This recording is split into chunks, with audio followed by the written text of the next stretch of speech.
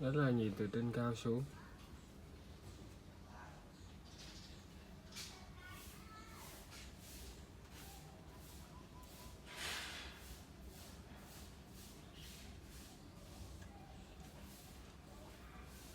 Hai cái chấm màu đen sọc vàng kia không phải là mắt của nó đâu nha. Đó là cái ngụy trang á.